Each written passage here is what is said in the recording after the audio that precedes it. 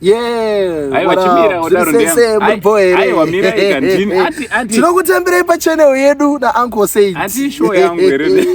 Unonga ngotura umwe munhu. Tiri pano pa channel yedu because zvezva munomboita nevamwe zvezva ndezve ikoko because mune mchiti and uye pa channel yangu tite conversation titaure pa channel yangu. Awa vanhu vari kumba, this is my channel DJ Shugeta. Yes, tiri pana na Uncle Saint. Ana babani. Baba Benoit. Yes. Benoit. Zoreve kuti Benoit. Istatotanga so. Benoit means beloved. Beloved. Anonyanyodiwa nani man? Neni? Iwewe. Namwari, yes. But urikona pane chimwe chinja ndo tatotanga so kana muri kufunga kuti asatatanga zvokutanga kuda umuresewo ndezvimwe. Right. Satavaudza zvinhu zvakakosha. Please don't forget to subscribe kana uchangotanga kusvika pa channel ya Uncle, and don't forget to share. Uyezve mu comment section over tag a friend yako vauye vaone mamwe ma conversations anonakidza seana. Right. Thank you very much nekuita izvo zvanere. So vanhu vazhinji vari kuconfusika kuti what's happening yani zviri kutoitika ndo zviri kutoitika. Ariti. Hapana chimwe chinyowani chiri kudi chipitika zvatiri kungoita izvozvo. Chekutanga ndofunga mese munomuziva this is the DJ Shugeta and anozikanwa zvakare nekuzita ripachitupa achinzi Tafadzwa Ben. Tafadzwa Ben. First name Tafadzwa, second name Lloyd, then surname Ben. So it's Tafadzwa Lloyd Ben. But mazono mwari akati blessa, tiri prefer kunzi Baba Benoit. Benoit. Anditi? Yes. Chimwe chinhu chiri kunakidza ndechekuti do you know kuti vanhu vatozototi Benoit wakamuita nani? Ndogara nchiubvunzwa mbunzo iwowo neniwo. Ndozikana nemunhu wese. Wese. Tichataura kumberi. Regai timboisiya iyoyo. Right, chekutanga ndiri. Chekutanga.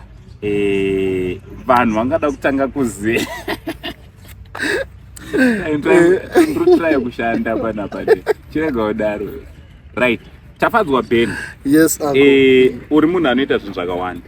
Yes, I do. Besides being a TV personality, besides being a radio personality, besides being a MC kuma events. Aiwa, izvo ndo zvimwe zvezvidiki zvaunoita post event inenge ringori navanhu 100 kana 5. Tikutaura kuti iwewo futi you are into acting. Yes, I'm an you are also into music. Yes. I remember maatomborowa akamuka video kandotoona nanhasi makapfeka hembe dzemajava na babanga. Mukoma kafupi. Mapfeka majava. Maizama kuda kudipa. When you did that song, inonzi Zamunandi. So that song they could appreciate the friendship. In fact, I see friendship, actually a brotherhood. When I look at Kapupe now, Jim Darawang, because he's old enough to be my father, that guy. But then he became a brother to me. So no, let's just do a song to celebrate our friendship. Because what we have, those that notice Zamunandi, right? You know, Kafupi nde achimene kuchokera Malawi vanarondera Harare, you know. So vanhu vachitaura kuti mawedzi twave you know, vachisamuchewa Zamunandi, like this is nice, you know, because when I look at Kafupi and ndona munhu anondichengeta futi muupenyu hwangu inini, for me to be where I am today, it's because of Kafupi. Kuti Benoit right now ndinge ndichikwanisa mutengera mapampa neporridge nemukaka wanoda, it's because of Kafupi. I couldn't have done it without Kafupi. Alright. So I don't go celebrate as you know we are kama wedu. Brotherhood. Yes. Right, ndruku trip up futika. Iwo unozvimanager sei kuti ku radio uri kudiwa? Ku TV futi unotomboenda unoita zvauri kuita.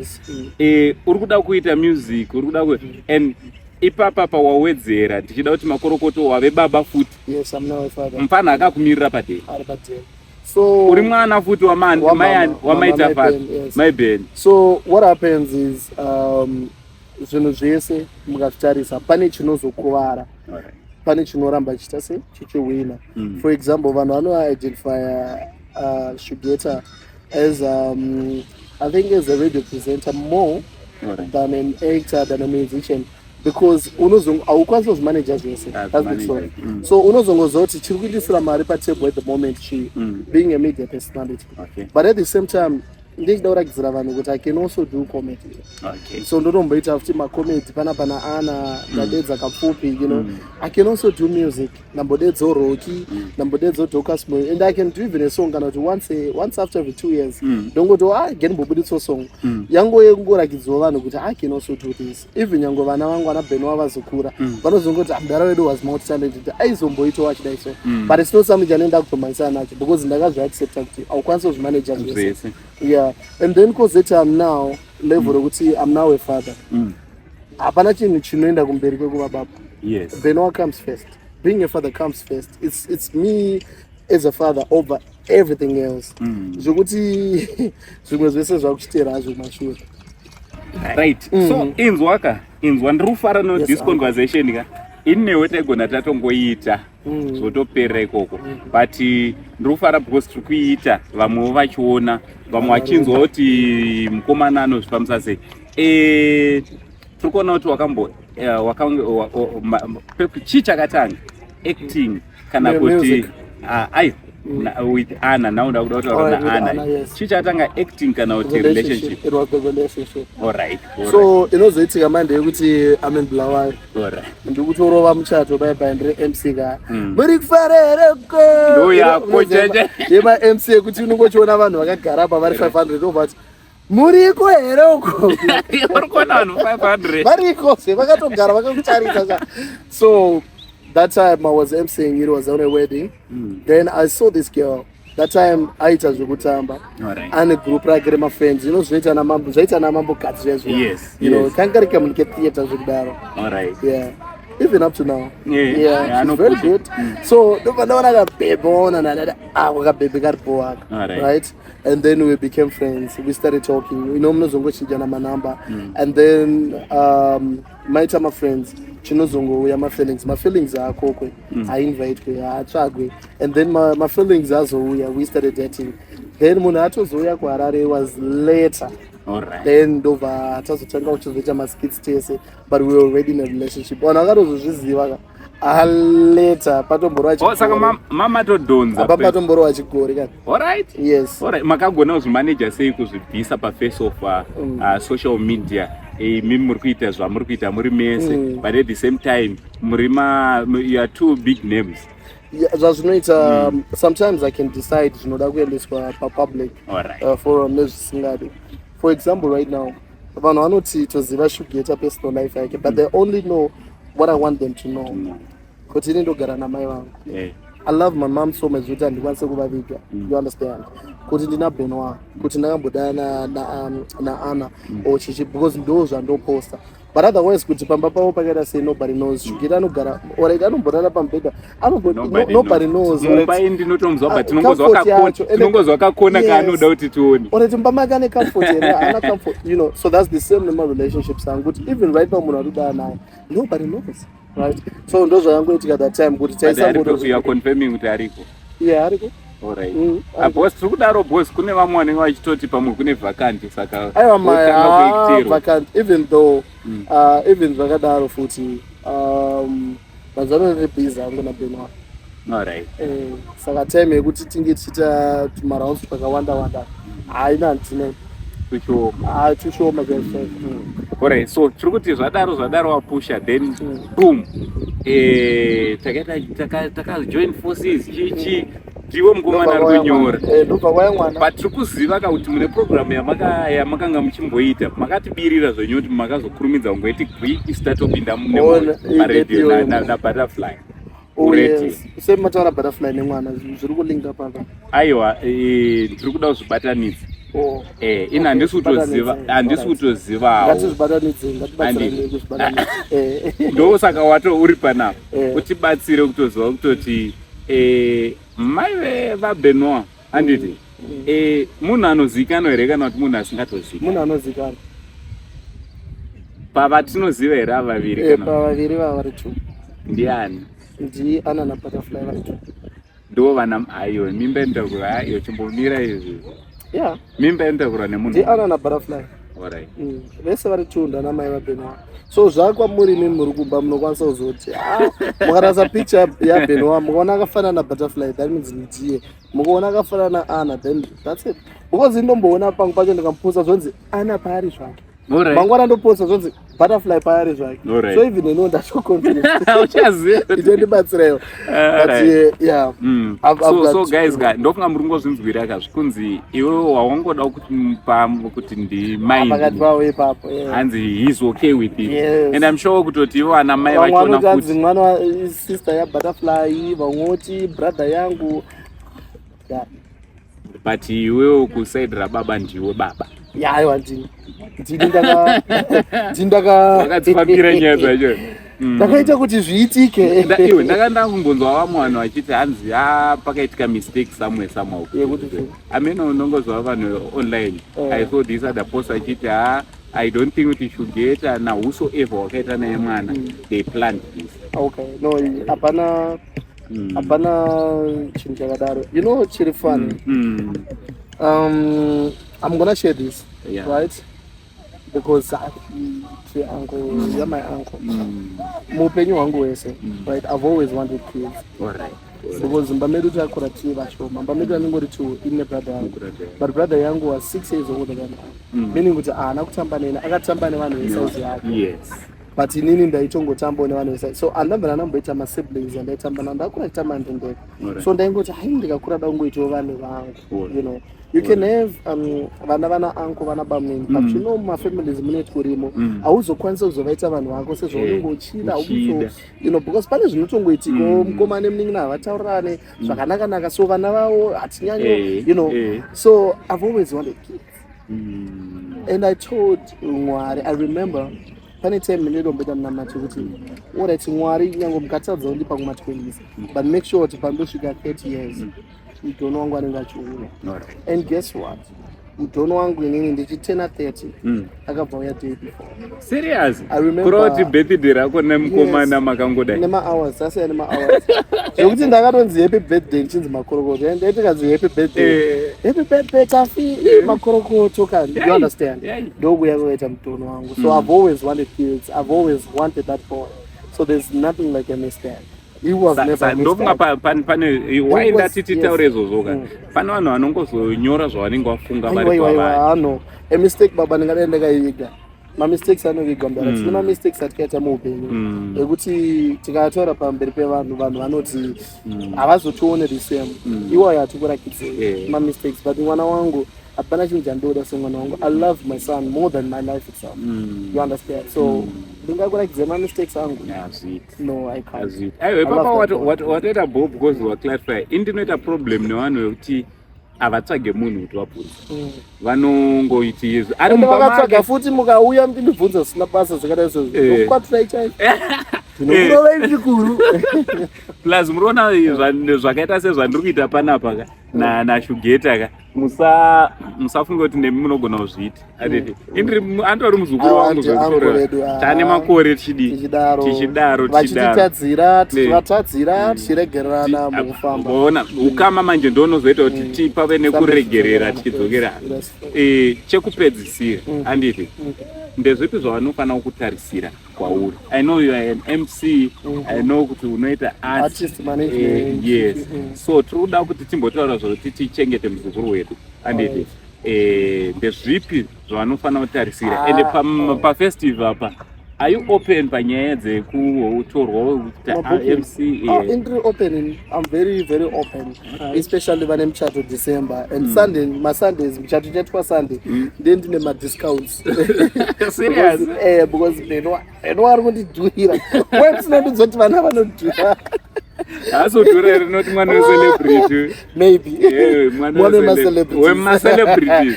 But anyway, I'm very open for my bookings, whether it's even next year going forward. Number dzangu ndo dziri kubuda pa screen apa you can search maita like dzabva dzabuda madzodzo.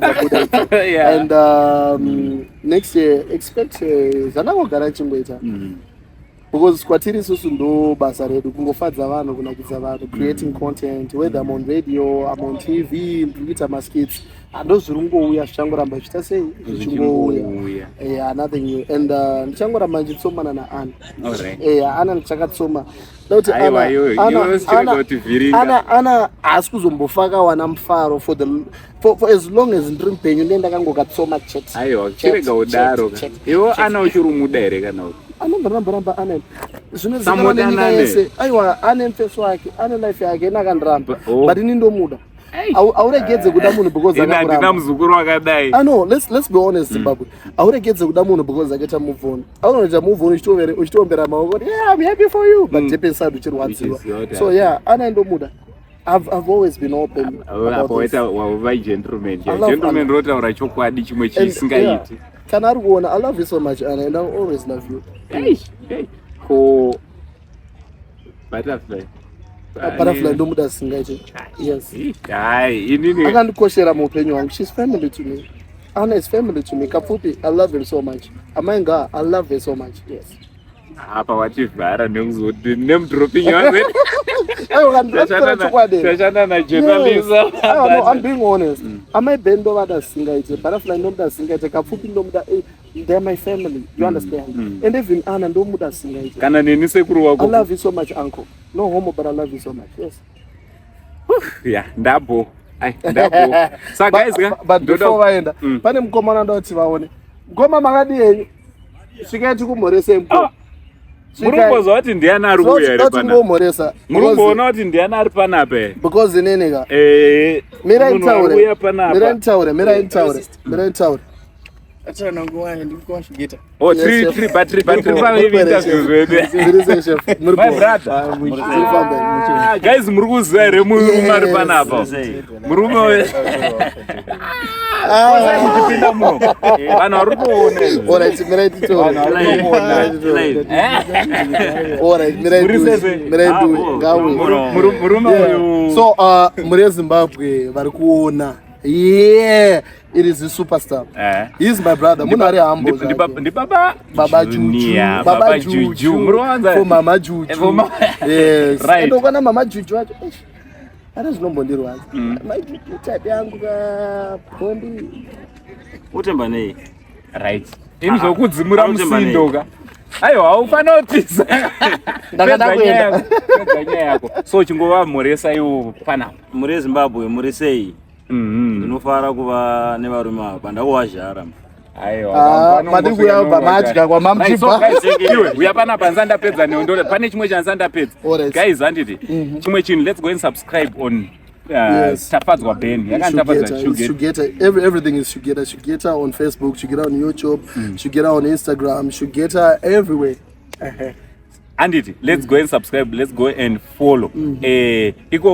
Especially ku YouTube, pane zvimwe zvichadonha maimanje. And then this man here, he is one of our own, one of the best when it comes to nyaya dzecomments, content.